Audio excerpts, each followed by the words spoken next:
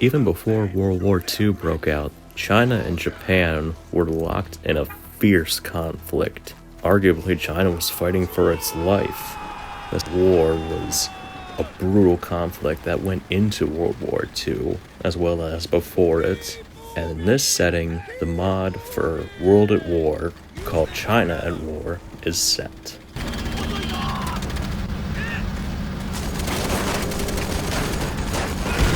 You take the role of several different characters in modified versions of the standard World at War campaign. In this case, you're fighting alongside the Chinese nationalists, and your enemies are always the Japanese army, even on the modified Eastern Front levels. The mod makes use of existing assets and existing level setups, but repurposes it to fit the Chinese setting.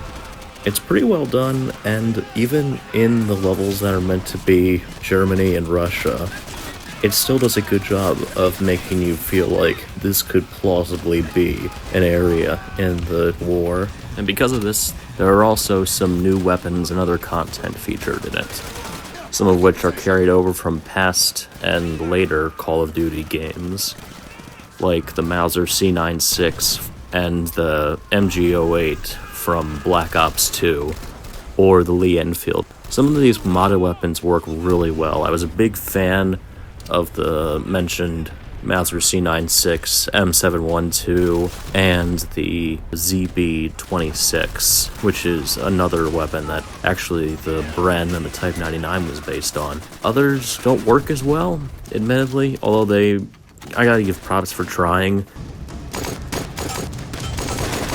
The Type 11 light machine gun is really weird when you hold it.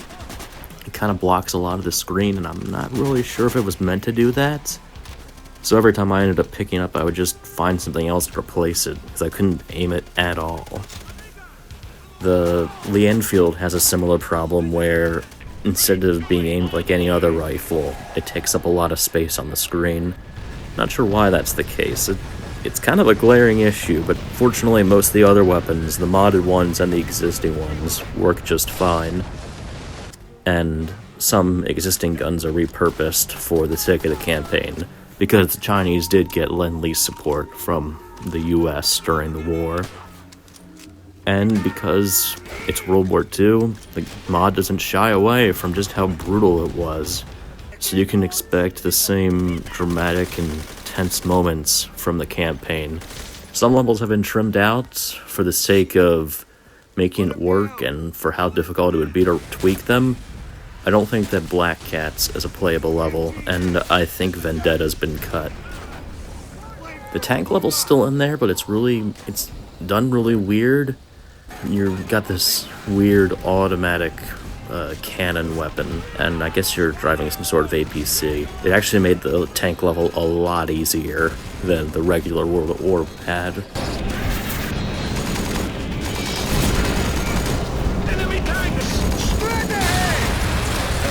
There are also some changes to the way enemies are set up on the Eastern Front and on the regular Pacific levels. The level order has been changed up here and there. The level briefings have been changed slightly, so it no longer lists you as being like on German territory in 1945. The introductions are the same, and cutscenes are the same. I'm not sure if anything could have been done about those, but it is what it is. It still works pretty well.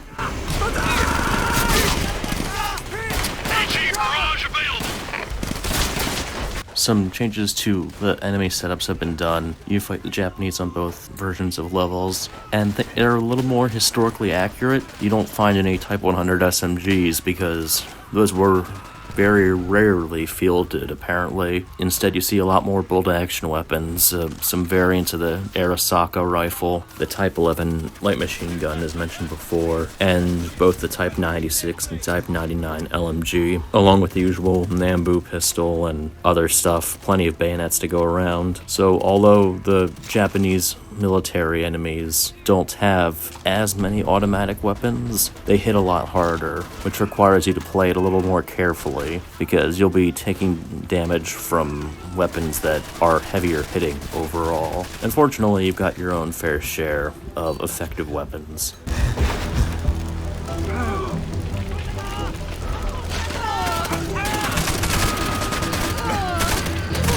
returning from the original campaign, stuff like the flamethrower and other new additions that end up really turning the tide in your favor, like the MGO 815.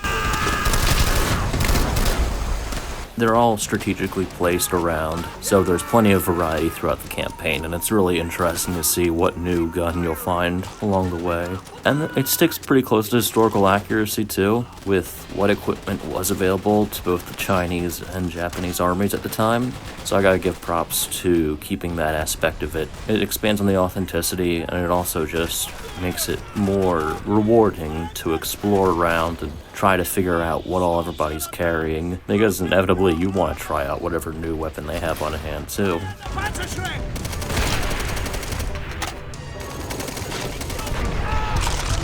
Because it is kind of a beat-for-beat version of the regular campaign, the biggest change you'll notice is that levels are not in the same order as before, and also that some of the levels in different settings they're kind of a stretch, but they work. If you can suspend your disbelief, it's a pretty plausible way of setting the levels in the Chinese front of World War II.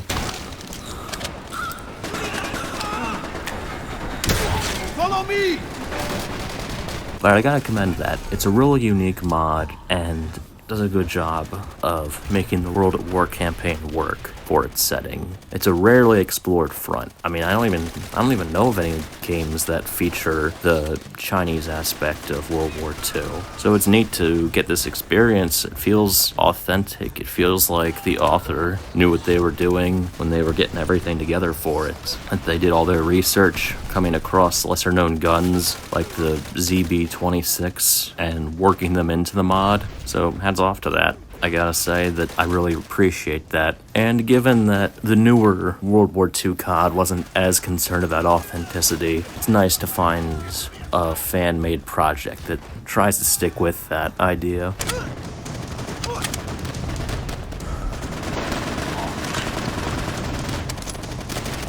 It's a pretty gritty mod for a gritty Call of Duty, and it makes me wish that the later Call of Duty games got this level of mod support, because it shakes up the way you play the game. It's actually satisfying to go back through it, even if you've recently beat the original World at War campaign. It keeps you on your toes, and it feels fresh. Once again, you cheat death. Our tanks are ready to smash this line, and... Sure enough, I am not hearing gunshots. You don't really know what to expect, especially when the enemy balance is reworked. So you're getting less spam from weak guns and more of occasional shots from powerful guns, forcing you to pick your targets carefully and avoid staying out of cover and just soaking up damage for too long.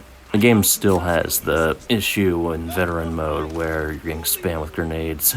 I don't know if anything can fix that. The grenades are tolerable on regular, and that's the difficulty I played on. I didn't see any issues with it. It felt like the right challenge. It didn't pull any punches, but it also wasn't unfairly punishing.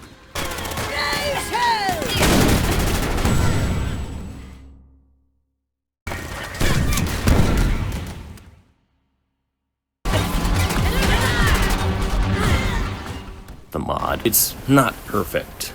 It has its flaws, but it's sincere and it's fun, and honestly that's what I really hoped it was going to be. It took the time to delve into a front for World War II that doesn't get much attention, even though some very intense fighting and very brutal moments in the war happened there.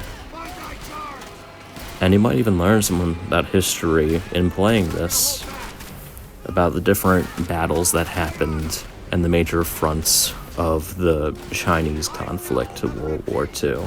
If you have World at War installed on your computer, and you're looking for a fresh way to experience the classic campaign, I'd recommend giving China at War a shot. It definitely entertained me, and it kept me hooked from start to finish.